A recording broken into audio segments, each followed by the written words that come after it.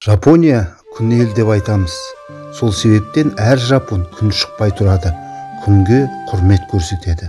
Туларында да күн белгіленген. Жапонияның ерекшелігі өте күшті. Ең бастысы бала тәрбиесіне туа сала үлкен көңіл бөледі. Соның ішінде мектеп деген көз қарастары ерекше. Жалпы Жапонияда балалар 6 жыл бастауыш мектепте оқыса, 3 жыл орта мектепте және 3 жыл жоғарғы сыныптарда оқиды. Мектепке келген бала емтихан тапсырады. Тапсыра алмаса, қосымша дайындалып 1 жылдан кейін кеп қайта емтихан тапсырып мектепке қабылданады. Бастауыш мектепте тек таза жапон тілінде оқиды. Өздерінің мәдениетін, салт дәстүрін, әдет ғұрпын, жапон тарихы мен жапон әдебиетіне көп көңіл бөледі. Жүректеріне отанға деген сүйіспеншілікті сіңіреді. Әр жапон баласы өз елін ерекше сүйеді. Сонымен қатар үлкенді сыйлау, құрметтеу, амандасу, жолын кеспеу дағдыланса, ең қызығы ұл қыздары ант, серт, уәде, аманат сөзіне өте берік келеді. Ал өтірік айту ең үлкен күнә болып саналады. Және де жапон балалары үшін мектепке кешігу деген мүлдем жоқ. Еңбекке тәрбиелеу дұрыс жолға қойылған.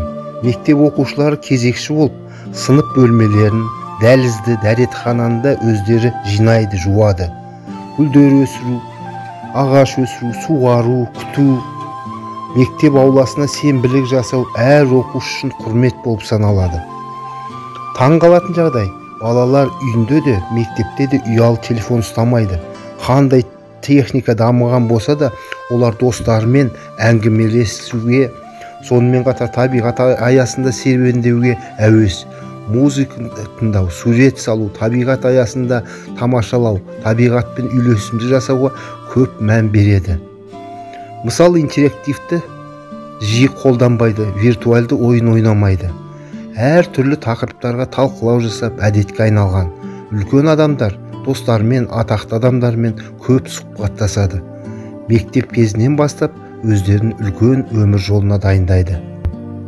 Жапонияда ең құрметті адам болып ұстаз болып есептеледі. Ұстаз баланың, мектептің, мемлекеттің жүрегі деп санайды. Ұстазға қайда жүрсе де сәлем беріп, орын беріп төрге шығарады. Сол сияқты Жапонияда рационализация қатты дамыған. Егерде бала бір нәрсені ойлап табатын болса, өнерпаздар клубтарында оған ақша төлейді. Егер бұл қолданысқа шығып, өнеркәсіпте басылатын болса, өнеркәсіпте басылған сол товардың 40% ақшасын төлеп отырған. Кезінде Алихан Бөкейхан былай деп айтқан еді: болашақта біз Жапонияның басқару жүйесін аламыз, және Жапонияның білім беру саласын аламыз.